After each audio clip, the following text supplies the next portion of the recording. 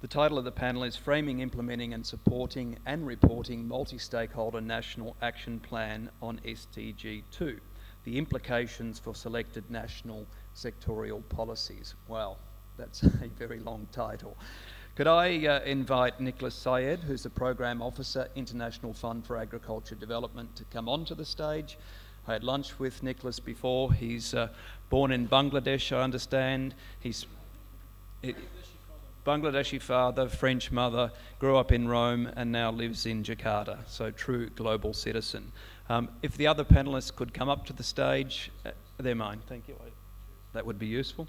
And join Nicolas here with us now, please. Thank you. Nicolas, I'll hand that to you.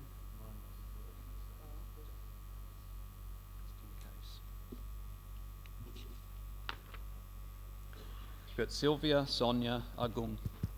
Yeah.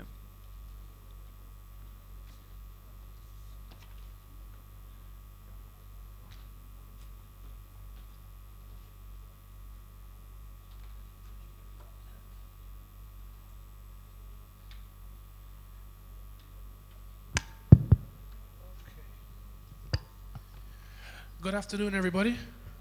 I hope you enjoyed the lunch. I hope you're all more or less awake for this very interesting session. I think we are missing one panelist. I don't know if he's in the parliament. All right. I guess you won't be joining us today then. Okay. So without further ado, thank you for the introductions again. As has been mentioned, the title of this panel is a bit of a mouthful, Framing, Implementing and Reporting a Multi-Stakeholder National Action Plan on SDG 2 and the implications for selected national sectorial policies. So we're going to try to thin a bit the topic of conversation as the title is quite ample. So what we will discuss really today is the importance of having a national action plan and what this implies at a subnational level. And as was raised by some of our colleagues in the previous panels, you know, what are the challenges in measuring and so measuring the progress of the action plan and the effectiveness also at some point of the activities that have been implemented. So let me just introduce very briefly the two out of our three panelists. So we have here with us today Ibu Sonya Dewi, the country coordinator and principal scientist for the World Agroforestry Center. Welcome. And Ibu Silvia Irawan, who is the executive director for Yayasan Inobu. Thank you for being here today. So Ibu, maybe I will ask you first to introduce briefly yourselves and what your agencies or your institutions do around the SDG 2 in Indonesia. Up to you. Does your microphone work? Or? No? All right.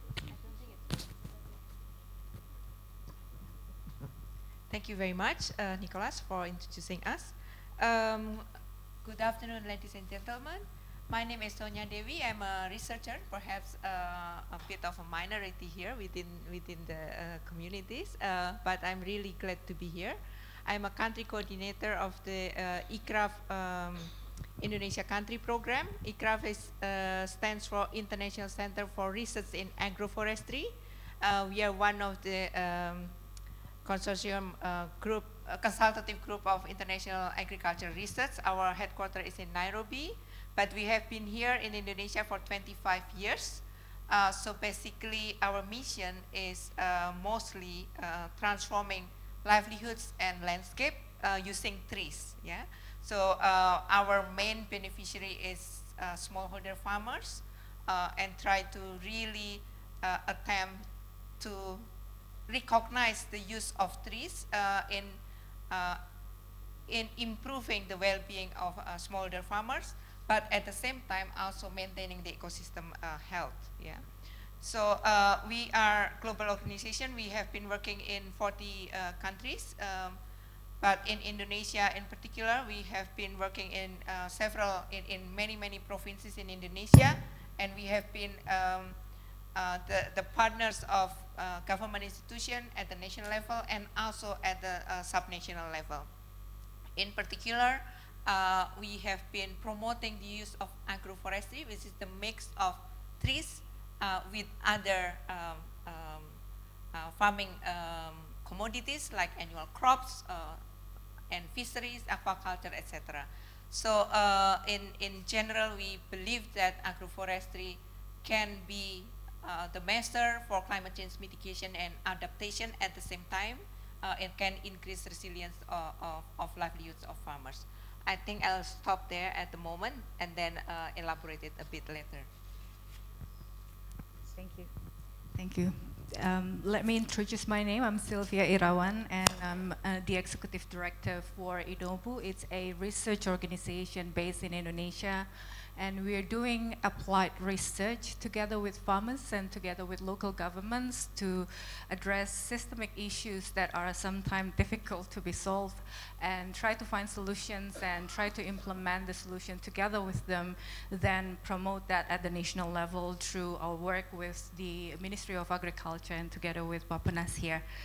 And there are two specific flagship of our work. Number one, that we work in Central Kalimantan. We work with farmers, particularly oil palm farmers in two districts, Kota Waringin Barat and Seruyan, to get 100% sustainability certification, particularly RSPO and ISPO certification. But then we also hope to achieve 100% sustainability certification for the entire district that is currently being piloted by RSPO. And the second work that we work, the second focus that we have is in West Papua, where we work directly with the indigenous farmers. We work with the nutmeg farmers to find access for them to basically sell their indigenous commodities to international market, and that goes beyond just selling product, but also addressing many issues related to land tenures and indigenous claim. And just recently, we also initiated a work together with Bappenas here, who's leading the work. We name it Terpercaya. Terpercaya is, the meaning is really trustworthy. So what we do is that we try to define a common indicators on how to measure the performance of local governments in terms of achieving sustainability. And sustainability here can be defined as many things and many indicators, and sometimes can be overwhelming as well for local governments. So we define specific indicators, then we monitor their performance against those indicators over time, and that indicators can also be promoted or used by a lot of stakeholders to basically understand which jurisdiction they are performing towards sustainability and which are basically lagging behind in terms of deciding where the investment will be placed or put. I guess I'll stop there for the introduction, and we can discuss more a bit later. Thank you very much. That was very, very interesting as an initial introduction. I was planning to start the panel discussion with a question to our colleagues from the Ministry of Agriculture, but I suppose that I can put the questions down to both of you, actually.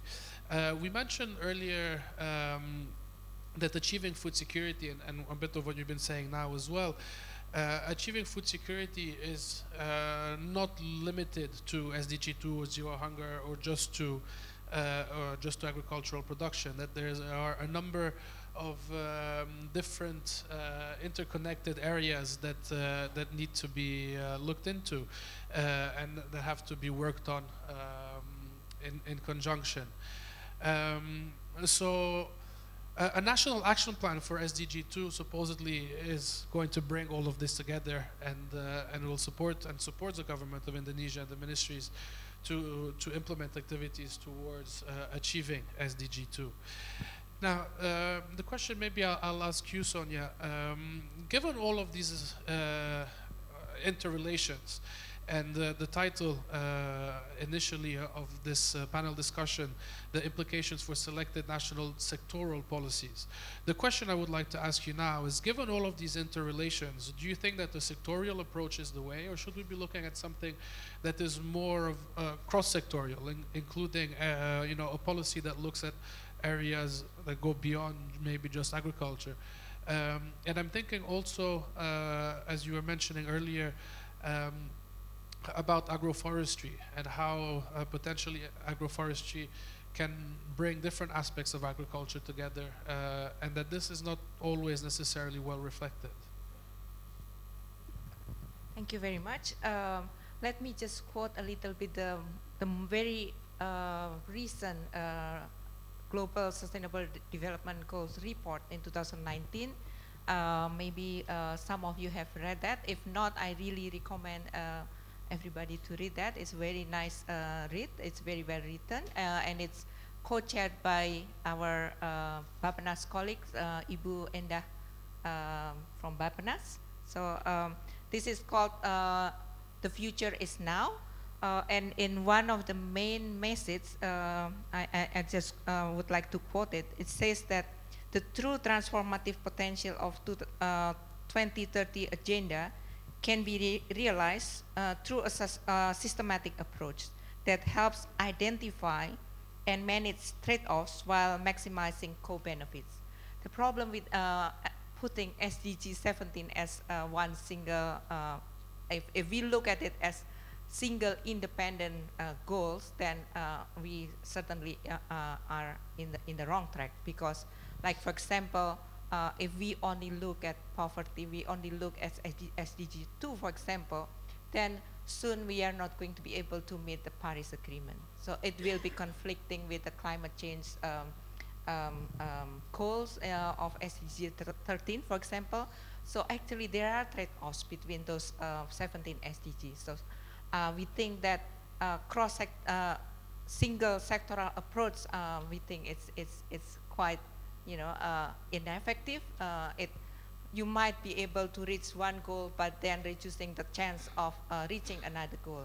So I think treating some SDG within the same clusters, like SDG 1, SDG 2, water, life on land, life below water, climate change, even health and education should be, maybe put as one sort of cluster, so that we can achieve that together. In particular, I would like here to stress that land use and land governance basically is at the nexus of all those. In particular, there are ecosystems that are quite fragile, like peatland, then cultivating intensive sort of farming system or production system within peatland.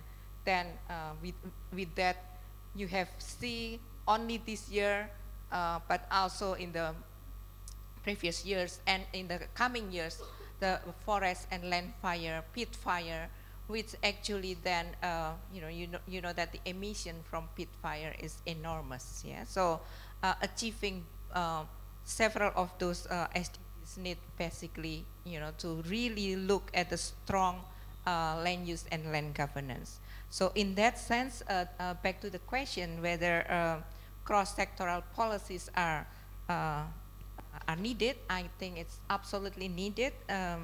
So in terms of framing, implementing, and even reporting or measuring the indicators, we really need to see the cross-sectorial approach. And in particular, if we are back to the question as well about agroforestry, agroforestry, we can see it at several levels. Agroforestry at the plot level, the definition of it is mixing the cultivation of a plot between trees and others. Yeah, but also within ICRA, we define agroforestry at the landscape level, of which then multifunctional landscape that has annual crop, also estate crops, forestry, and also timber within that, biofuel as part of it. Then it can be look at it at the landscape level as a multifunctional landscape managed as agroforestry system as well. Yeah. In that case, within ICRA, we have developed several. We address those with two different stripes of works. The first one, we look at it at the policy level, at the landscape level. We work with several provinces in Indonesia, in Jambi, South Sumatra, Papua, West Papua, and also in the upcoming one in Aceh, together with IDH. We work with the provincial government to develop what's so-called green growth plans and roadmap, of which there are several indicators that are the combination between resilient, let me take it back, step back a little bit earlier.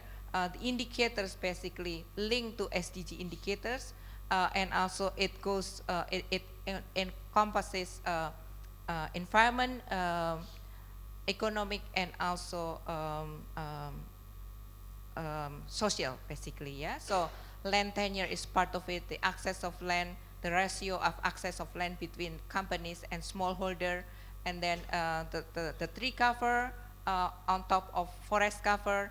All those are part of the green growth plan, of which then the production and protection system within the land use planning is carefully carved, such that food can be produced sufficiently.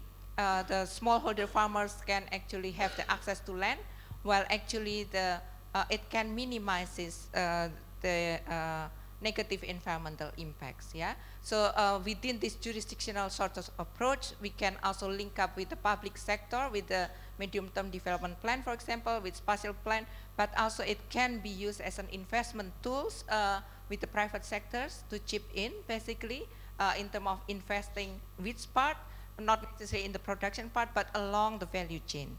Yeah, and then at the farmer level, at the plot level, we also develop the technology such that agroforestry can be managed in a sustainable ways. What sort of tree species that can be mixed with others. So we have very recently, Pak Minor is here writing a paper which is almost now being published soon, hopefully. So this is a work that has been done very recently. Try to see how oil palm system can be, oil palm cultivation can be mixed with other commodities. In particular, what we see that performs very well is the mixture between oil palm and cacao system. Yeah, of which then we can see that the land equivalent ratio is 1.4, which means if each of the commodity is going to be cultivated separately, either as monoculture oil palm or monoculture cacao, then it will need 1.4 hectares compared to 1 hectare if oil palm and cacao is to be mixed. So I think this is something that the government, also private sectors, and also farmers can look at, this sort of technology that is quite important in terms of increasing productivity per unit area, not only by intensifying the farming system, but also try to look at other alternatives. So I think I will just stop there for the moment. So I think in short, I think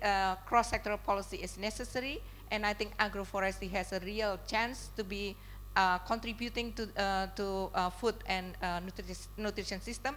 But at the moment, the policies in Indonesia is not really recognizing the potential of agroforestry. At the moment, it's either, agroforestry is being seen as nowhere.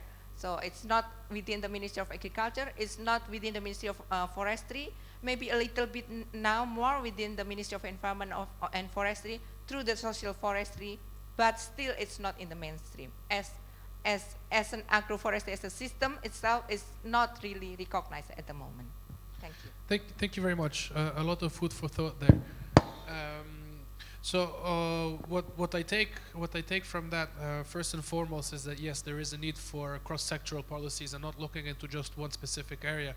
And I'm happy that you mentioned this. FAO and IFAD are supporting Bapanas with a food systems policy lab where they're doing some policy research. I saw a few of my colleagues in the room today, so please, we need to make sure that we look at that our models and the models that you are developing look at these cross-sectoral aspects and not just on one. I'd like now to move to Silvia. You were mentioning in your introduction the work that you are doing with the subnational at the subnational level with local governments.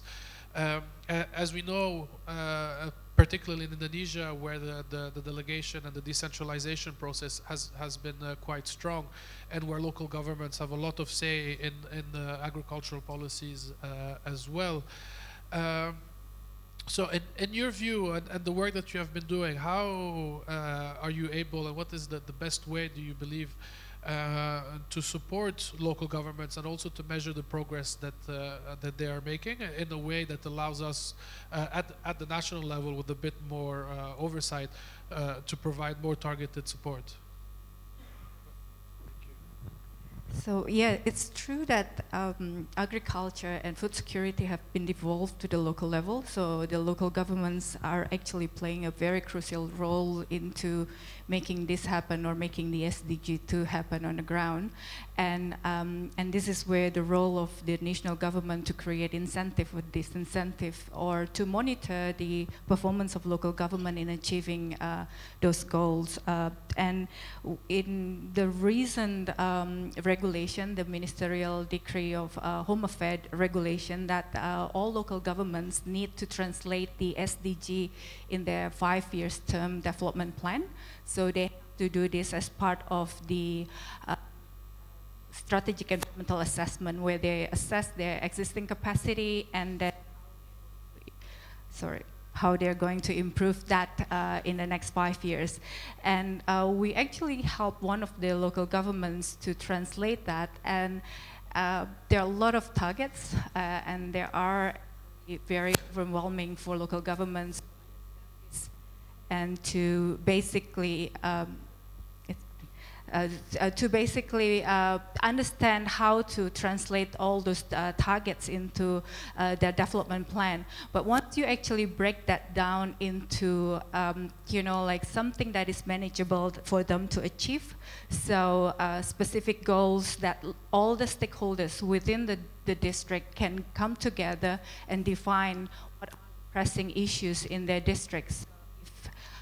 If stunting is actually something that they want to eliminate, if you know, like if they have certain issues, particularly in the topic that we're working in the case of palm oil as their major product, that what are the issues that they want to achieve together within the district, and once they actually define the goals, they can actually start putting the responsibility for all stakeholders involved, including companies and including buyers in this sense, and the national government can then monitor how they achieve that.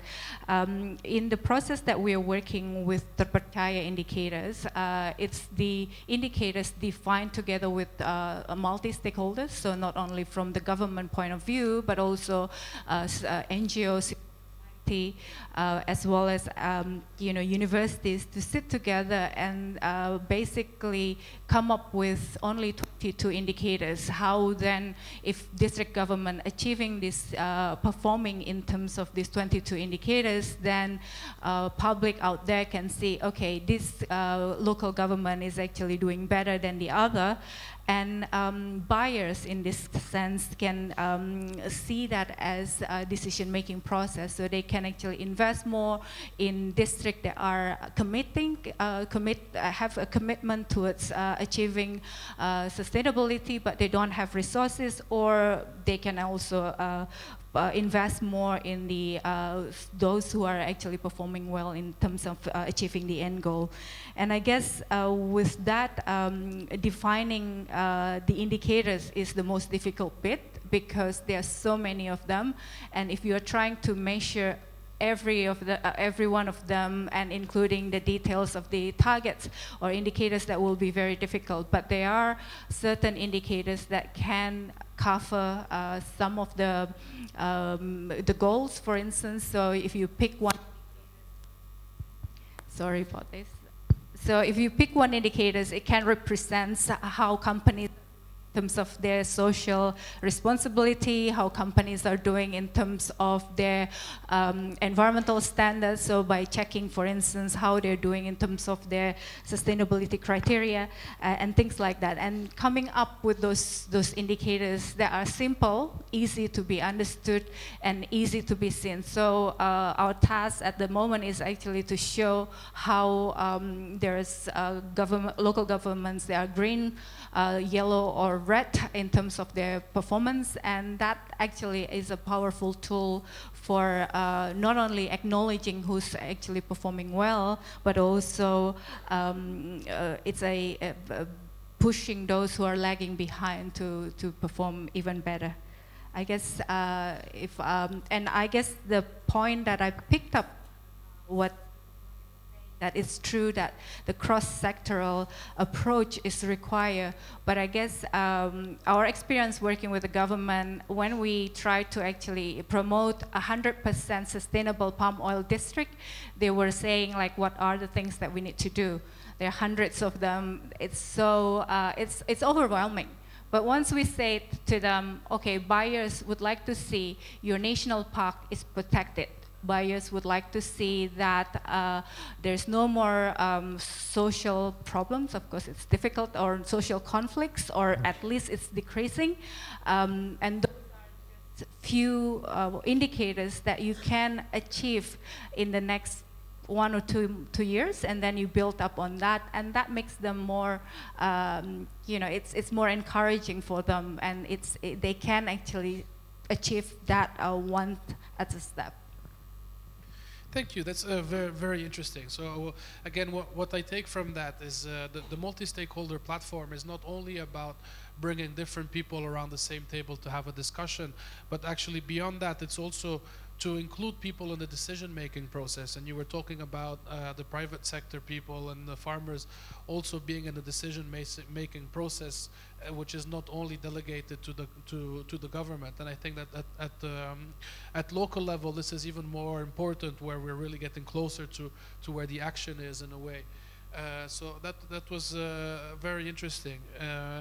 And in terms again of the monitoring, I think one of the points I pick up that seem to me very interesting is not only the decision on or the discussions on decision making and on policies, but more importantly in terms of monitoring on the indicators. So not imposing indicators on the people that are working on this or that are trying to achieve SDG 2, but actually working with them to develop indicators that they are comfortable with, and that they are happy with measuring and following.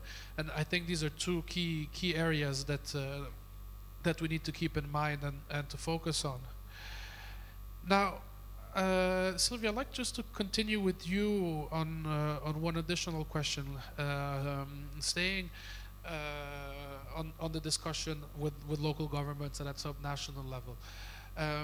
In the discussions and the work that you've had, what have you seen have been the main or the biggest challenges, apart from the coordination, I understand, but what have been the biggest challenges that the local governments have faced towards achieving SDG 2?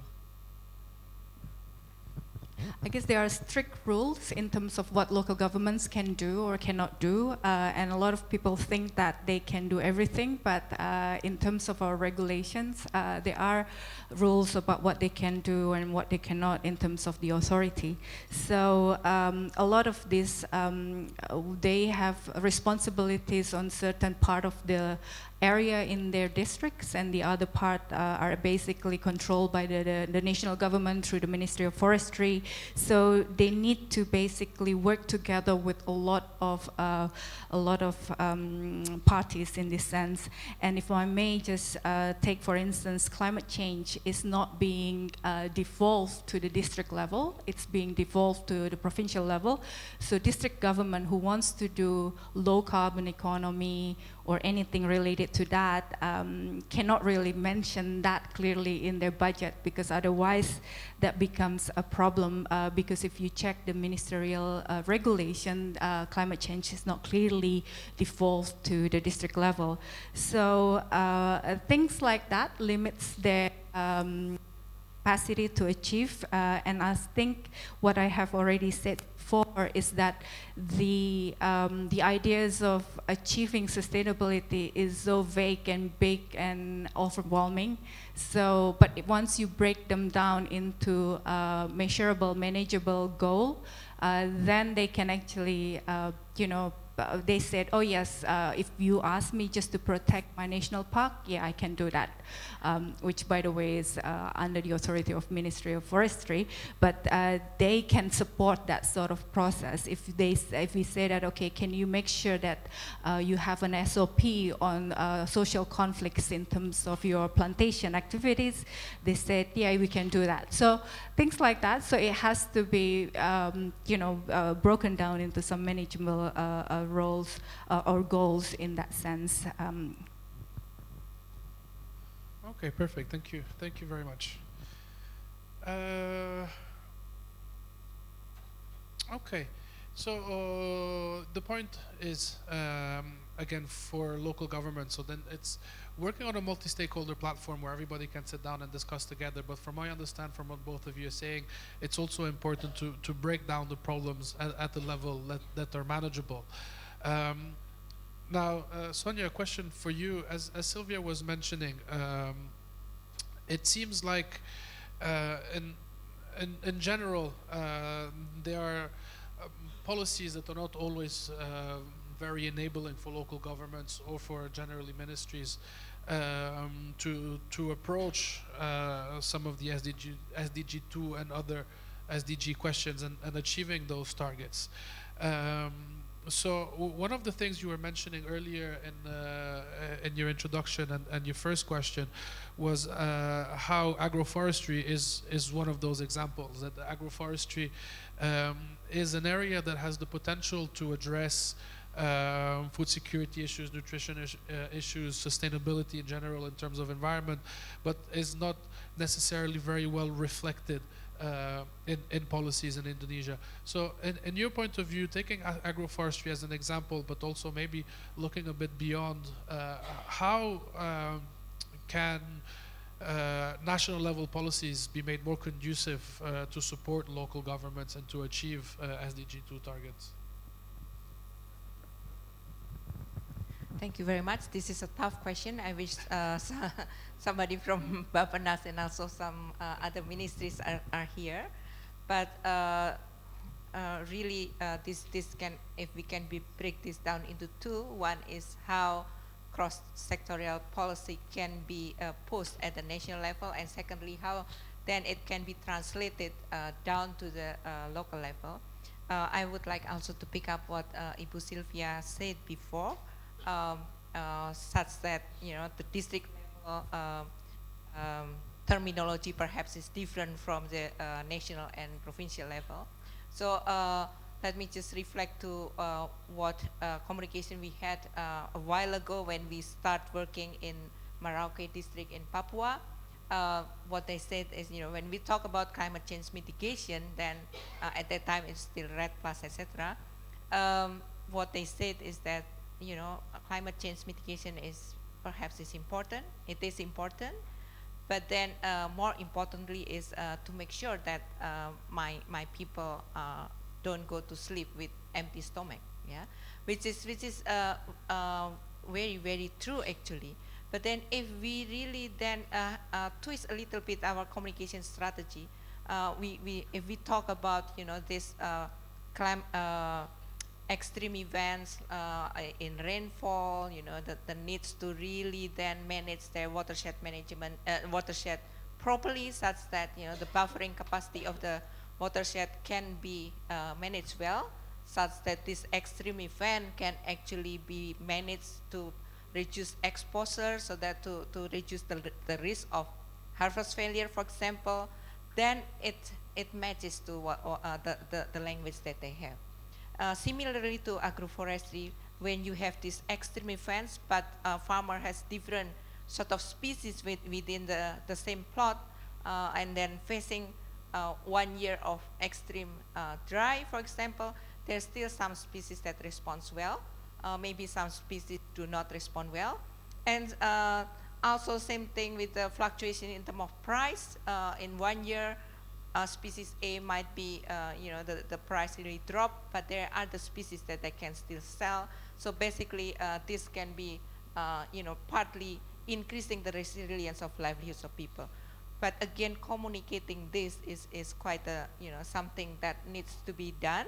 Of course, everybody knows that scientists is not good in communicating that sort of things. So I think this collective action between scientists and other development partners and working together with government people, the NGOs, the business sector, I think this is how the individual action and collective action can actually be pushed toward using a good communication platform. It's not only for SDG 2, but particularly SDG 2 will be quite not so difficult down to the lower level when we talk about food and nutrition. Climate change perhaps is a bit challenging, but then, particularly for SDG 2, it's not. And then, what else can be done? Actually, Ibu Silvia mentioned about developing inclusive performance indicators like for monitoring. I think that is important, but also in our case within ICRA, we also work with the local government. We develop a platform, we develop a tools, which is a software which is public domain, which is called Land Use Planning for Multiple Environmental Services. This tool can be used actually to simulate scenario. So for example, within the aspiration of multiple stakeholders, they have a particular development scenario A, let's say A, then we can then fit it into the model, fit it into the software, and then the ex-ante impacts. This foresighting tool will be able to say this will be impacting your socio-economic and environmental indicators in such a way, and then we then can tweak this into some other development scenario to make it such as the balancing between the three can be something that is acceptable by all. So these tools has been used by with the endorsement of Bapenas, used by the 34 provinces to actually planning their climate change mitigation plan for the land-based sector. But now we are in the process of widening that into something that is addressing not just land-based sector, but also energy and waste. So this tool will also link to the monitoring and reporting tools of the mitigation action plan, and now this is packed into low carbon development plan, which I think will be more, which I think will be more interesting, which I think the local government will have more appetite too, yeah, because it's not simply climate change mitigation, but it's actually development plan, but with minimize negative environmental impact. So with that, I think I would like to share 3 principles that we have been using in engaging the local government into working together towards sustainability. That are these 3 principles is inclusive. So basically having the multiple stakeholders to work together, defining the aspiration, defining the monitoring, the performance indicators, also carve together the scenario of development, yeah, and see what would be the impacts of that. The second one is the integration, basically, because we know at the local level, the medium-term development plan and the spatial plan is actually done in parallel, so it doesn't talk to each other. So combining these two, integrating these two will be very important, and I'm glad that Ibu Silvia mentioned about strategic environmental assessment, which is being mandated by the Ministry of Home Affairs. I think this is a good way, it's a good vehicle to push this to be combined. And the third one is inform. So this is why we think the evidence-based, since this morning we talk about science-based, evidence-based, fact-based, I think having this foresighting tool to see what would happen if such and such things will be implemented, I think is a very a kind of very nice sort of ways to inform multiple stakeholders that this is the impacts that you will find, you will get if such and such will happen. Thank you. Perfect. Thank you very much. Just to show how multi-sectorial this is, we've brought in an additional 2 aspects on energy and waste that are other 2 aspects that we hadn't discussed earlier. Just to show really the wide array of sectors and areas that that are pertinent to the SDG 2 and zero hunger.